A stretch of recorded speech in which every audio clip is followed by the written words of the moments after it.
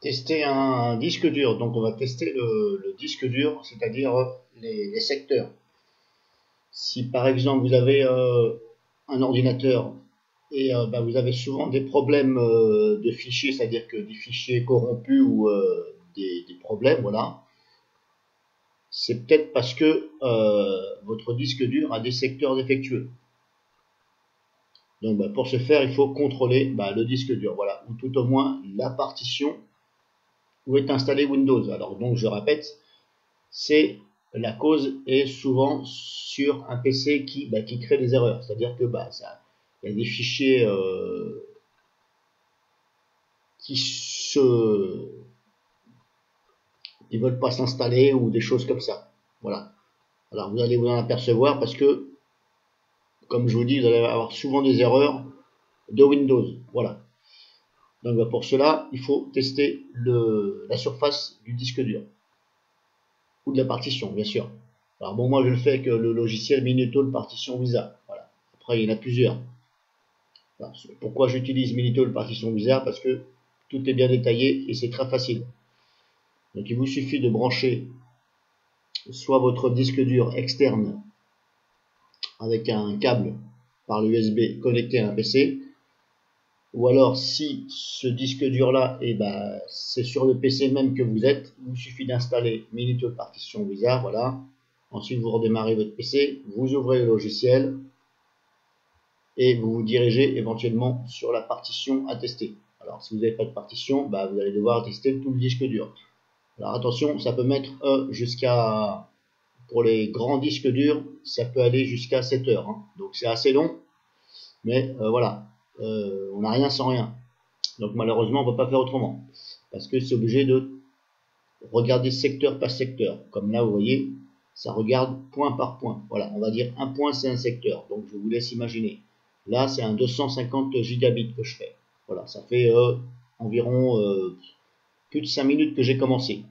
Donc je vous laisse imaginer sur les gros disques durs, là, 500 gigas, voire 1000 gigas. Voilà.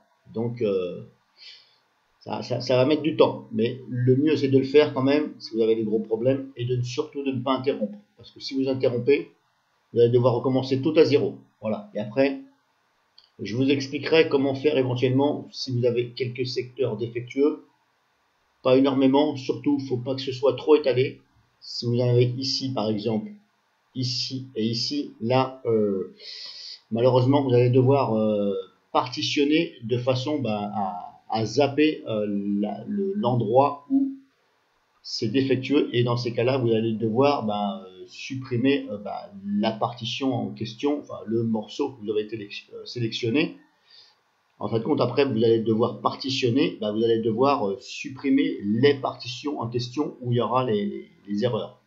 Donc ça, après, je referai une vidéo pour vous expliquer parce que ça va être trop long. Donc, vous ouvrez le logiciel.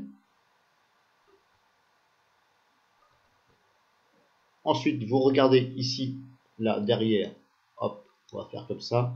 Vous regardez ici la partition en question ou le disque dur. Là, j'ai deux disques durs. Donc là, celui-ci, c'est le disque dur, disque 1. Là, c'est sur mon PC. Et là, celui que je fais actuellement, c'est le disque 2, celui-ci. Là, c'est un disque dur que j'ai connecté en externe sur mon PC. Donc c'est un disque dur de PC portable que j'ai relié avec un cordon spécial et je regarde justement pour pouvoir éventuellement installer un Windows. Alors pourquoi je fais ça? Parce que je me suis déjà retrouvé avec ce problème, c'est que j'avais sans arrêt des erreurs.